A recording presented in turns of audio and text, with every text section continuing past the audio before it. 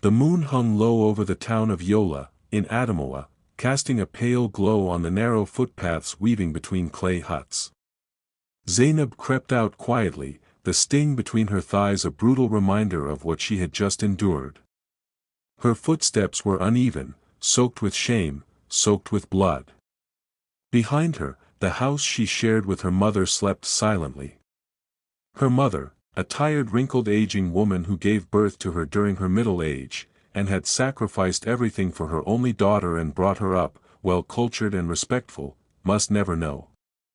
Zainab's breath came in short sharp gasps.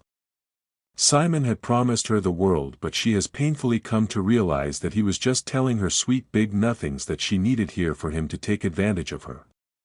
He was her escape from the scorn of the other wives in the polygamous home she was born into. He was laughter, comfort, and future, until he became the reason she now bled. She remembered the juice he offered her that day. A chilled mango juice that remains her favorite drink. Her favorite. She remembered the warmth of his smile and joy of conquest, the glint in his eyes. And then the cramps, the blood, the coldness that took over her body. It wasn't just deliberate but callous, vicious, a deadly sword through the heart. He had done it to kill what grew inside of her. Their bundle of joy that was to come, their expected baby. Now she was painfully dying, but she couldn't bear the disgrace. It wasn't just the pain she was going through in her body, it wasn't only the pain of losing her unborn child, she felt the pains of her aging mother, the cry and sorrow of an aging woman. So she walked, stumbling to the riverbank where legend said the water carried away not just bodies but also burdens. She wanted to disappear for good, to reduce the pains of disgrace and disappointment from her mother. She opened her eyes wide and took a significant last breath as if trying to take a souvenir to the world of the death. She jumped with anguish into the river. As her body sank into the current, her last thought was of her mother. She didn't scream, she didn't cry. She just let go. Instead of the dark coldness of death, Zainab awakened to shimmering light. Her wounds were gone. Her body, stronger, more beautiful than ever. She wore a flowing gown that moved like liquid silk, and around her was a palace beneath the sea. The thought of being in heaven flashed through her mind but quickly disappeared with what she saw. The Marine Queen sat on a throne of coral and gold. Her eyes glowed violet. Her beauty was terrifying. "You were not meant to die today, my child," she said. "I've seen your pain. Let me offer you justice." Zainab's voice trembled. "Justice? You mean like revenge? Why am I here? How did I get here? Where is this place?" "Whichever you choose to call it," the queen replied. "But he must pay. Not just for what he did to your body, but for killing the child of the water. You did not know that your mother came to us for a child before she had you. That baby was marked for us, but he interfered and terminated it. He owes us a debt." Zainab was given power, unnatural beauty and charm that could bend wills, and a voice that lured truth from liars.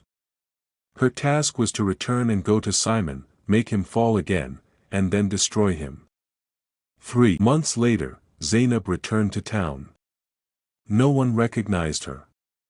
She was now Zara, a visiting NGO worker researching female health and empowerment. She found Simon quickly. He was working with SVU.O, a local radio station. Simon was more confident than ever and women still threw themselves at him. He hadn't changed in any ways, or so she thought. It didn't take much for her to make him notice her. He was drawn to her like a moth to flame, with the confidence of a man who was capable to woo and slay any beauty, even the Slay Queen. They started a new relationship, one he had no idea was laced with a mission to ruin. And, every time she looked into his eyes, a storm brewed inside her and she saw nothing but pains and the agony of a dying innocent girl. He laughed in ways that reminded her of the man she once loved, but she saw betrayals and deception. He asked questions and listened attentively, and slowly, he began to open up.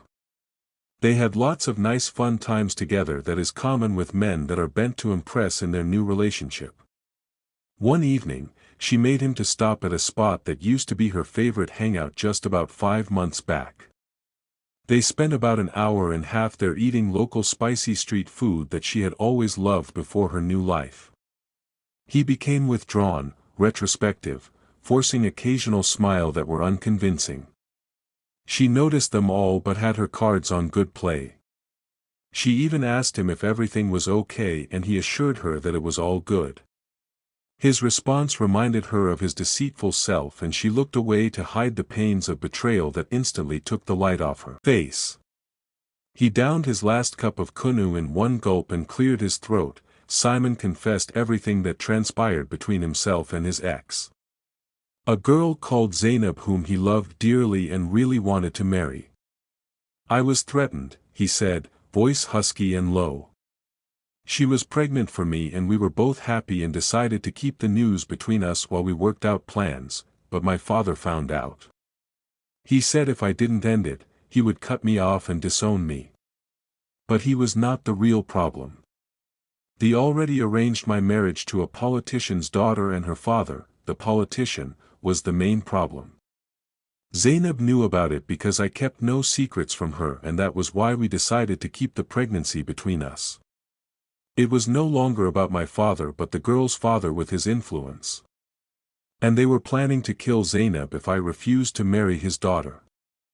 I stood my ground, but I got to discover that they had already decided to terminate Zainab and pin the murder on me since I was adamant. I was cornered and threatened twice. I panicked.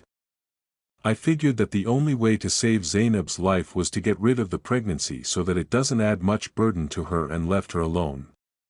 I couldn't imagine living her alone to suffer with the pregnancy all alone. I didn't know what else to do. I have looked for her since the last night we both came here together, but she is nowhere to be found. I have asked her mother several times. I fear that the politician may have gotten her, but they have not threatened me with any murder case, and I have certainly refused to marry their daughter. What Simon did not realize was the fact that the Zainab that he was talking about was the same Zara that was sitting with him right there and then. Zainab's breath caught. She knew that he was telling the truth, and her heart, which had been hard as marble, began to crack. The weight of her bottled bitterness and overloaded triggers for vengeance just got calmly and gently dropped by a crane of love right then. Simon continued calmly with his voice down, she looked every inch like you and remind me a lot about her. I sometimes mistake her name for yours, but made sure you don't hear me make that mistake. Just that she was calm and reserved, but you are more on the sophisticated side.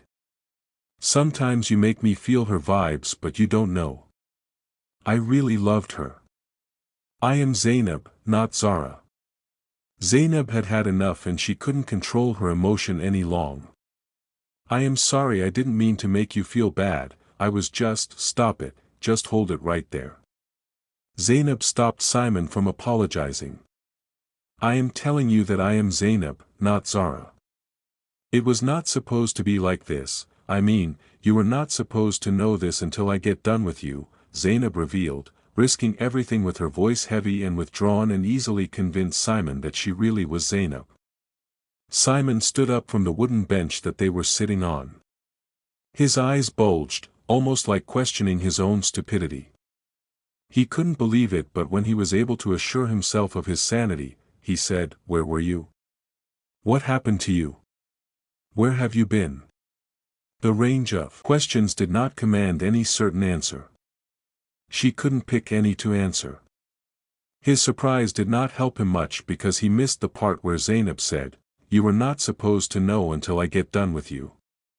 She was at a crossroad, but the way of true love was much more appealing. She chose to stay for love, she chose to forgive. But her choice came with a price. The power the Marine Queen gave her pulsed like a warning inside her, but she ignored it. The love that resurfaced was fiercer and dangerously deeper. They began to plan a future together. A future of an evidence of love that has tested the times of sweet bitterness. He wanted to make things right with her and prove to her and to himself that falling in love with her was the benchmark of his life on earth. He spoke of eloping and building a life where no one could control their fate. But the sea does not forget. Red alert signaled with her name on the list. Zainab started having nightmares. In every dream, the queen stood taller, darker, her eyes glowing like burning coals. "You were chosen," she thundered. "You were saved, and now you betray me. I took care of you as my child and you betray me." Zainab began waking up with seaweed in her bed, salt on her skin. Water pooled under her door each morning. The queen had begun her punishment. Storms hit the village, 2 fishermen drowned mysteriously, cloud of the dark night hovered over the 2 market and elders began making consultations. Simon fell sick, his lungs filling with water despite not being near the river. The offense was unforgiving. Zainab was a daughter of the sea but unknown to her until she was rescued and empowered by the Queen Mother. Her unborn child was a designated heir to their throne but was killed by her lover. Zainab has just aborted her revenge mission that she was empowered for. The innocent child she carried was not even hers, consequently, the innocent people of the city are not spared. But in focus of the plight of Zainab, she knew exactly what was happening. She had brought this curse back with her. If she had completed her mission undeterred, the situation wouldn't have escalated to that magnitude. It wasn't the case of when will it stop, but how will the rescue come, and when. Zainab prepared for a final confrontation, considering that Simon did what he did to save her life from those who were out to take her life. She decided that she had to give her life for his life. Her one and only option that she considered available was to take one last journey to the riverbank where her life had ended and begun. At midnight, she stood barefoot at the edge of the water, her hair loose and she was a white dress. "I reject your power," she shouted to no one in particular but to the listening ears of the sea. "I choose love, I was wrong, I choose life." The river surged as the queen appeared in the water looking monstrous and devoid of her striking beauty and elegance. "Then you die again," she hissed, and the words resounded through the thickness of the dark night as the stars glittered on the surface of the water. The battle raged, not with fists but with will. The queen tried to reclaim her but she just recently empowered Zainab. Zainab, drawing from every drop of pain, forgiveness, and love she had found again broke the bond. And light busted from her chest, shattering the queen's grip. The queen realized that she needed a different strategy but Zainab was already cut loose from her grip. With the help of the message that she sent to him, Simon found her by the riverside at dawn, unconscious but breathing. He wept as he carried her unconscious body home, wishing he could share with her the good news of how he woke up in the morning and was miraculously feeling healthy and strong. He did not know the battle she had to fight and certainly, he did not know the connection.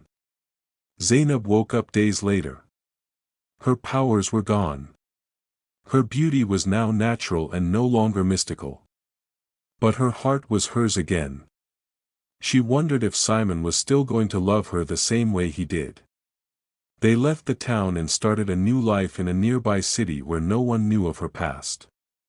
Only that the love that harbored deeply in their hearts could tell the story of their lives together. Love still conquers. Love still do great things for those whose hearts are genuinely and deeply rooted in love. The locals said the river had changed. It no longer carried people away. It now whispered peace. Even in betrayal, love can bloom again.